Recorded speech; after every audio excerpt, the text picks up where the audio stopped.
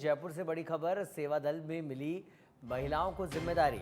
राजस्थान कांग्रेस सेवा दल में नियुक्तियां हुई है। 34 महिला जिलाध्यक्षों की नियुक्ति हुई है।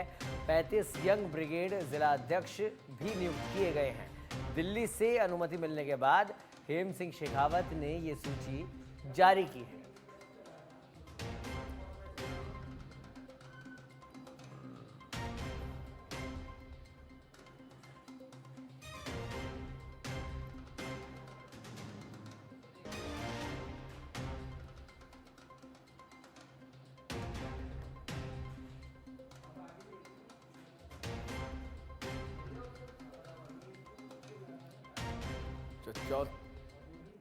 और इस खबर पर अधिक जानकारी के लिए हमारे साथ जुड़ गए हैं हमारे संवाददाता सुनील यादव। सुनील, सेवा दल में महिलाओं को जिम्मेदारी मिली है, क्या ये वाकई में एक बड़ा नवाचार है कांग्रेस का? किस तरह से देखते हैं आप इसे?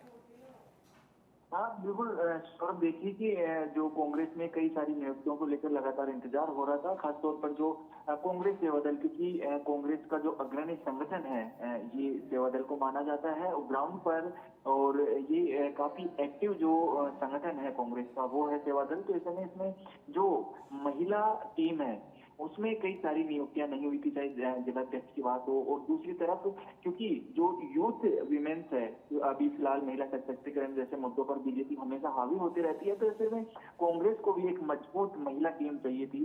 तमाम जो फीडबैक के बाद में अभी 34 जो महिला जिला अध्यक्ष, जो कांग्रेस सेवा दल में 34 महिला जिला अध्यक्ष को नियुक्ति मिली है। साथ ही साथ सेवा दल की जो यूथ ब्रिगेड है, यानी जो यंग टीम है, उसमें 35 कांग्रेस सेवा दल यंग ब्रिगेड के जिलाध्यक्ष नियुक्त किए गए यहाँ पर, और नियुक्ति के जो आदेश है वो भी जारी हो गए हैं। तो कहा जाए तो ये उपचुनाव से पहले की जो तैयारी है ये भी एक तरह से कह सकते हैं, और दूसरी तरफ धरातल पर महिला टीम को मजबूत करने के लिए, संगठन को एक्टिव करने के लिए ये नियुक्तियां हुई हैं, क्योंकि संगठन में जब जिम्मेदारी मिल जाती है तो उस जिम्मेदारी का निर्वहन करने का जो एक जिनको जिम्मेदारी मिलती है वो आगे आते हैं, लगातार काम करते हैं पार्टी के लिए।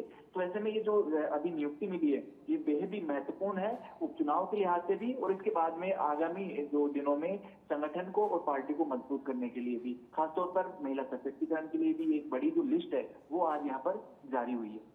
बिल्कुल सुनील, महिला सशक्तिकरण हो या संगठन की मजबूती हो, उसके लिए तो ये तमाम जो नियुक्तियां हो रही है ये काम करेंगी ही, लेकिन ऐसे में ये नियुक्तियां उस समय हुई है जब राजस्थान में उपचुनाव है, और सेवा दल वो दल है कांग्रेस का जो कि जन सरोकार से जुड़ा हुआ है।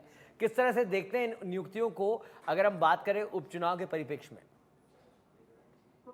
अगर इसको राजनीतिक लिहाज से बात करें तो बीजेपी अपनी जो हरावल दस्ता, यानी जो जमीनी टीम है, उसको उतार चुकी है। महिलाओं को भी महत्वपूर्ण जिम्मेदारियां देकर फील्ड में काम कर रही हैं जो महिला टीम है। ऐसे में कांग्रेस का जो इतनी लेट जो सूची जारी करना, कहीं ना कहीं थोड़ा डिले इसको कह सकते हैं, लेकिन अभी भी वक्त है, क्योंकि न सिर्फ उपचुनाव को लेकर बल्कि जो कांग्रेस को जो ग्राउंड पर स्ट्रॉन्ग करने के लिए जो इस तरह से जो जिम्मेदारी दी हुई है, क्योंकि एक बड़ी जम्बो लिस्ट है, बड़ी टीम बनाई, क्योंकि 34 जिला अध्यक्षों की नियुक्ति होना, 35 जो यूथ ब्रिगेड में जिला अध्यक्ष बनाना, तो अपने आप में एक काफी जो लंबी लिस्ट है वो है। पार्टी को देर से सही लेकिन सही फैसला है। आगामी दिनों में जरूर कांग्रेस सेवा दल की तरफ से पार्टी को अच्छा फायदा इससे मिलेगा, क्योंकि एक साथ इतने लोग जब जमीन पर उतरते हैं तो नए कार्यकर्ता तैयार करते हैं, अपनी जो विचारधारा है वो कार्यकर्ताओं तक लेकर जाते हैं, आम लोगों तक लेकर जाते हैं। तो कहीं ना कहीं इसका जो फायदा है वो कांग्रेस पार्टी अब उठाना चाहेगी। जी, अगर सुनील आप मान रहे हैं कि लिस्ट आने में देरी हुई है, उपचुनाव के मद्देनजर पहले ही लिस्ट आ जानी चाहिए थी, शायद बड़ा फायदा मिल सकता था, तो लिस्ट आने में अगर देरी हुई है तो आखिर कारण क्या पीछे देख पा रहे हैं इसके? देखिए, जब एक तरह से जब संगठन अपने जो कार्यकर्ताओं को जिम्मेदारी देता है तो उससे पहले एक किसी तरह का विरोध ना हो, वो भी एक बड़ा जो चैलेंज है जो संगठन के जो लोग हैं उनके सामने रहता है। तो ऐसे में जो कांग्रेस सेवा दल के लोग हैं, जमीनी लोग हैं, उनसे फीडबैक लिया जाता है। फीडबैक लेने के बाद वो प्रदेश कांग्रेस कमेटी के पास आता है। प्रदेश कांग्रेस कमेटी की वो लिस्ट दिल्ली तक भेजती है, यानी आलाकमान ये सब चीजें तय करता है कि कौन एक्टिव है, क्या जिस व्यक्ति को जिम्मेदारी दी जा रही है वो इसके लिए उचित है। तो ये तमाम तरह की जो स्टडी है, तमाम तरह की जो फीडबैक है, उसके बाद में लिस्ट जारी होती है और उसी तरह से, क्योंकि अभी भी ये जो लिस्ट है बनकर पहले से तैयार हो गई थी, लेकिन अब दिल्ली से अनुमति मिलने के बाद ये जो लिस्ट है वो यहाँ पर जारी की गई है। ठीक है, चलिए बहुत बहुत धन्यवाद सुनील इस तमाम जानकारी के लिए।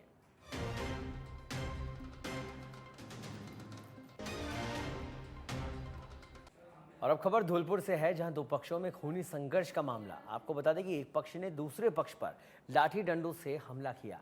हमले में एक महिला की मौत हुई है, 3 लोग गंभीर घायल हुए हैं। खेत में जबरन पशु चराने को लेकर ये झगड़ा हुआ था। सूचना मिलते ही पुलिस मौके पर पहुंची। पुलिस ने महिला के शव को अस्पताल की मोर्चरी में रखवाया है।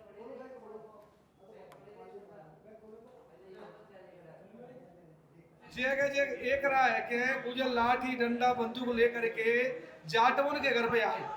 जाटवन के घर पे आकर के उन्होंने लठ डंडा थे, बंदूक की नोक पे जो कि साले तक आगे तो मार देंगे, 2-4 फायरिंग करे। मैं इतनी पिटाई करी, एक लेडीज की वहीं पर हत्या हो गई। इतने लठ सरिया थे और में दही पसुरियन में फ्रैक्चर है, हाथ पाइन में फ्रैक्चर है और सब 3-4 जने में भारी पिटाई करी है। लेडी ऑन द स्पॉट पर ही मौके पर ही खत्म है गई साहब। डूंगरपुर की नाकाबंदी के दौरान बड़ी कार्रवाई की। आपको बता दें कि बगैर कागजात के 40 लाख का कोयला परिवहन करते हुए एक ट्रक को पुलिस ने पकड़ा। देवड़ा थाना अधिकारी मदन लाल खटीक ने बताया कि आसपुर से एक ट्रक डूंगरपुर की ओर जा रहा था। कोयल के परिवहन को लेकर वैध कागजात मांगे गए तो चालक कागजात नहीं दिखा पाया। पुलिस ने ट्रक को जब्त किया।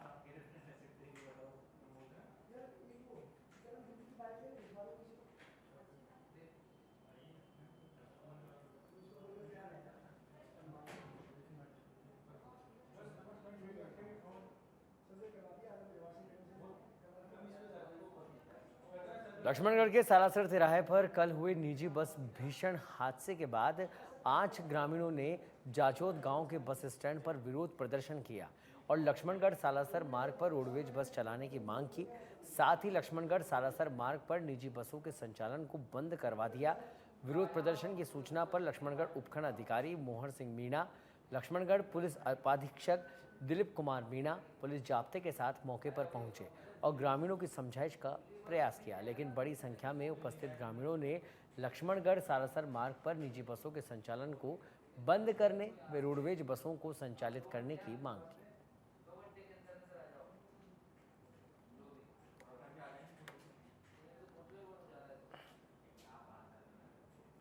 दौसा के मेवा क्षेत्र में छोटी दीपावली का पर्व उल्लास के साथ मनाया जा रहा है। बाजारों में खरीदारी करने के लिए लोगों का तांता लगा हुआ है।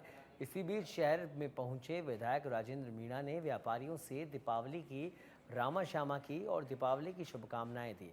विधायक ने जहां युवाओं के साथ हाथ मिलाकर उन्हें बधाई दी, वहीं बुजुर्गों से आशीर्वाद लेकर क्षेत्र में खुशहाली की कामना भी की।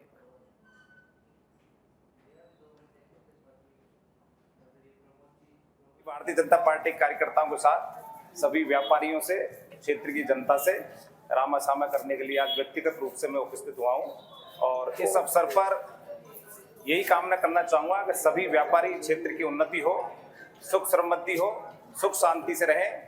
मैं यही शुभकामना देना चाहूंगा कि मेरे व्यापारी हमेशा सुख शांति से अपना जीवन व्यतीत करें और आने वाले समय में महुआ के चहुमुखी विकास के लिए सभी भारतीय जनता पार्टी के कार्यकर्ता एक मुखी होकर एकजुटता के साथ संकल्पित हैं। खबर जोधपुर से है, जहां पर इन दिनों शहर में चोरों के हौसले बुलंद है। हाल ही में आनंद भवन के सामने एक मकान के बाहर से मोटरसाइकिल चोरी हुई। ये पूरी वारदात सीसीटीवी में कैद हो गई है, जिसमें मदद से पुलिस कार्रवाई में जुट गई है।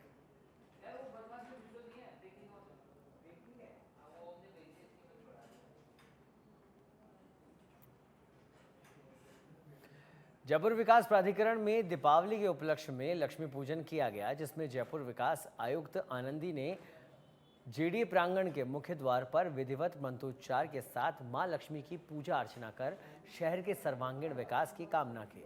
इस अवसर पर जेडी सचिव समस्त निदेशक गण सहित जेडी के समस्त अधिकारीगण कर्मचारीगण उपस्थित रहे।